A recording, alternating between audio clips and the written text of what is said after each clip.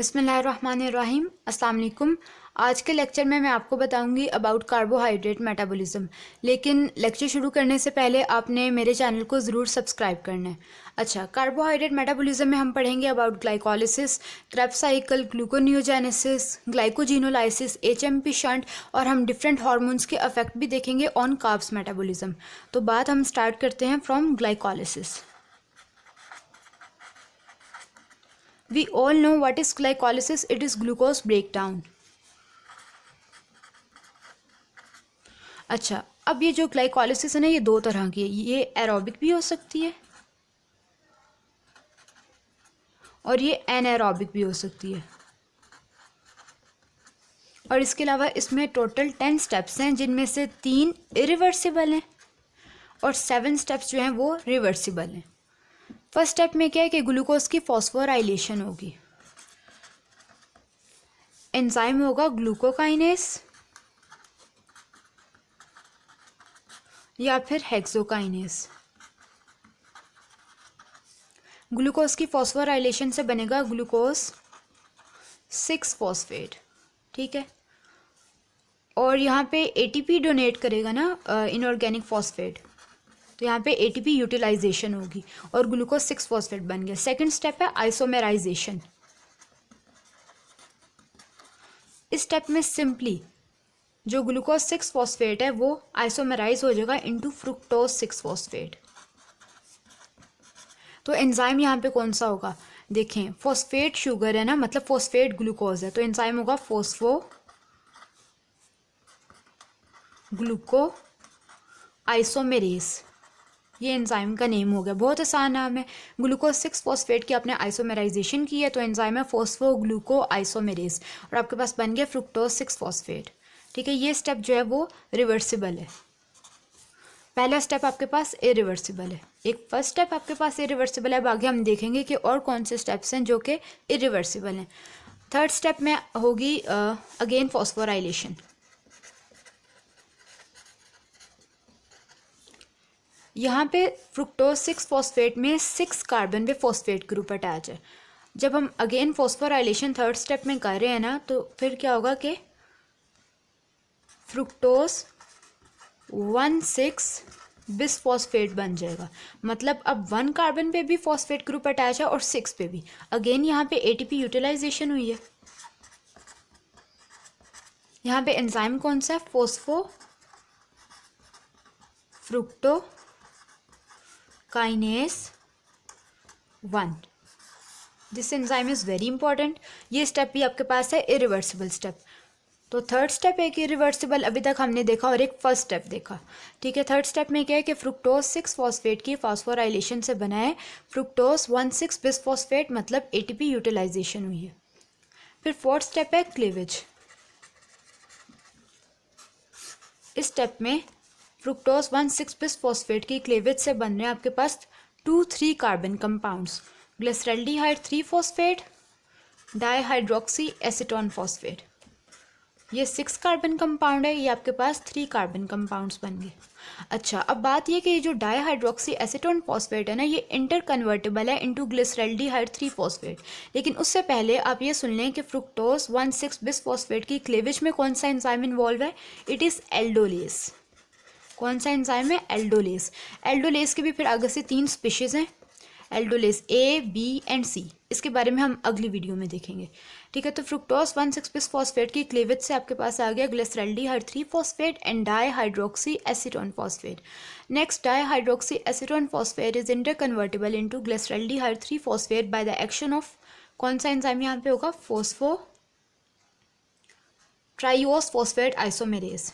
ट्राइओस phosphate isomerase, isomerization हो रही है ट्राइओस, क्योंकि 3 कार्बन वाली शुगर है और फॉस्फेट ग्रुप अटैच है, तो इसलिए हम इस एंजाइम का क्या नाम है, बहुत आसान सा नाम है इसका भी, ट्राइओस। 3 कार्बन वाली शुगर है, फॉस्फेट ग्रुप की अटैचमेंट है और आइसोमेराइजेशन हो रही है, तो ट्राइओस फॉस्फेट आइसोमेरेज।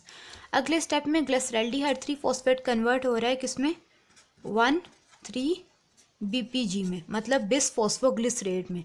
अब यहाँ पे देखें ग्लिसरॉल्डिहाइड 3 फॉस्फेट में जस्ट कार्बन नंबर 3 पे फॉस्फेट ग्रुप की अटैचमेंट है, जबकि 1,3 बिस फॉस्फोग्लिसरेट में 1 पे भी अटैचमेंट है। यहाँ पे अगेन ATP यूटिलाइजेशन हुई है।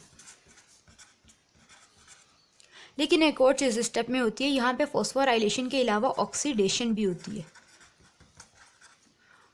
अब आपको ये बात पता होनी चाहिए कि ऑक्सीडेशन में जहाँ पे भी कार्ब्स मेटाबॉलिज्म में अगर आप ऑक्सीडेशन के बारे में पढ़ेंगे ना, तो वहाँ पे एंजाइम कौन सा इन्वॉल्व होता है? डिहाइड्रोजिनेज, क्योंकि हाइड्रोजन की रिमूवल होती है, तो एंजाइम है डिहाइड्रोजिनेज। अब यहाँ पे सबस्ट्रेट कौन सा? ग्लिसरॉल्डिहाइड 3 फॉस्फेट, तो नेम के अकॉर्डिंग एंजाइम होगा ग्लिसरॉल्डिहाइड 3 फॉस्फेट डिहाइड्रोजिनेज। और जब भी ऑक्सीडेशन होती है तो आपके पास प्रोडक्ट साइड पे रिड्यूसिंग एजेंट्स की फॉर्मेशन होती है, मतलब वो NADH भी हो सकता है, NADPH भी हो सकता है, FADH2 भी हो सकता है, लेकिन यहाँ पे NADH की फॉर्मेशन होती है। ATP यूटिलाइज हो रहा था और NADH की फॉर्मेशन हो रही है, तो मतलब इस स्टेप में ऑक्सीडेशन भी हुई है और फॉस्फोराइलेशन भी। आपके पास आ गया 1,3 बिस फॉस्फोग्लिसरेट। नेक्स्ट स्टेप क्या है? नेक्स्ट स्टेप में 1,3 बिस फॉस्फोग्लिसरेट कन्वर्ट होता है इनटू 3 फॉस्फोग्लिसरेट। ठीक है, ये स्टेप भी आपके पास रिवर्सिबल है। 3 फॉस्फोग्लिसरेट बन गया। अच्छा, अब देखें यहाँ पे 1 कार्बन पे जो फॉस्फेट ग्रुप है ना, उसको हमने रिमूव करना है। एंजाइम कौन सा है? Phosphoglycerate kinase. 1 कार्बन से जब फॉस्फेट ग्रुप रिमूव हुआ है ना, तो उसको फ़ौरन एक्सेप्ट किया ADP ने और यहाँ पे ATP फॉर्मेशन हुई है। इससे पहले हम फर्स्ट स्टेप में, थर्ड स्टेप में और ये वाले जो स्टेप आपके पास 5th स्टेप बन रहा है ना, इन तीनों स्टेप्स में ATP को आपने यूटिलाइज किया था, लेकिन इस स्टेप में हम क्या कर रहे हैं? ATP फॉर्मेशन हो रही है। 1,3 बिस फॉस्फोग्लिसरेट के 1 कार्बन से फॉस्फेट ग्रुप रिमूव हो रहा है, उसको ADP ने एक्सेप्ट किया और ATP फॉर्मेशन हो गई है।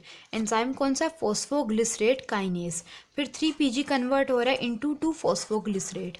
2 फॉस्फोग्लिसरेट से phosphoenolpyruvate and then pyruvate. Enzymes देख लेते हैं। 3 फॉस्फोग्लिसरेट से जब 2 फॉस्फोग्लिसरेट बन रहा है तो सिंपली म्यूटेशन हो रही है, मतलब 3rd कार्बन पे जो फॉस्फेट ग्रुप है उसकी म्यूटेशन से 2nd कार्बन पे वो आ रहा है, तो एंजाइम होगा म्यूटेज।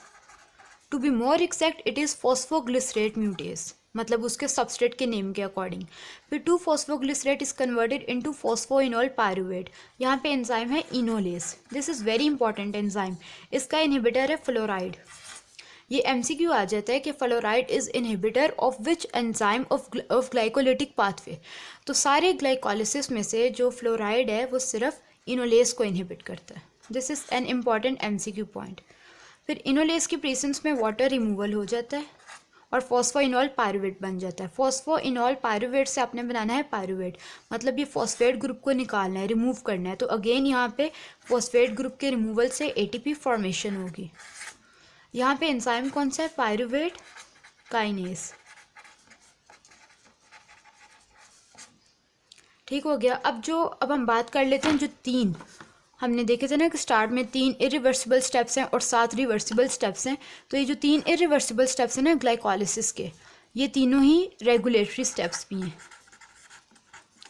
तो ये बहुत इंपॉर्टेंट यूनिवर्सिटी क्वेश्चन है कि what are regulatory steps of glycolytic pathway, या फिर what is regulation of glycolysis, या व्हाट आर रेगुलेटरी एंजाइम्स। तो इस तरह यूनिवर्सिटी क्वेश्चन आ जाता है। ठीक है, तो जो 3 इरिवर्सिबल स्टेप्स हैं वही रेगुलेटरी स्टेप्स हैं, नंबर 1, नंबर 3 और ये आपके पास जो लास्ट स्टेप है ना ये इरिवर्सिबल है। बाकी सब रिवर्सिबल हैं, वो हम साइन कर देते हैं उनकी। ठीक हो गया। तो फर्स्ट स्टेप, थर्ड स्टेप और last step, these are irreversible regulatory steps of glycolytic pathway. तो इनमें जो एंजाइम्स इन्वॉल्व हैं हमें उनकी रेगुलेशन का पता होना चाहिए, उनकी एलोस्टेरिक रेगुलेशन, फिर उनकी short term regulation, long term, और एंजाइम जो हार्मोन्स उनको इंड्यूस करते हैं एंजाइम्स को, वो हमें पता होना चाहिए। ठीक है, और ये एक इंपॉर्टेंट यूनिवर्सिटी क्वेश्चन है कि what is the difference between glucokinase and hexokinase, क्योंकि ये दोनों एंजाइम्स हैं तो इनकी अपनी डिफरेंट KM होगी, Vmax होगी, फिर इनके रेगुलेशन होगी, इनकी प्रोडक्ट इनहिबिशन वगैरह सब कुछ डिफरेंट होगा। तो ये 3 एंजाइम्स के बारे में हम देखेंगे कि उनकी रेगुलेशन कैसे होती है, ये मैं आपको नेक्स्ट वीडियो में बताती हूँ।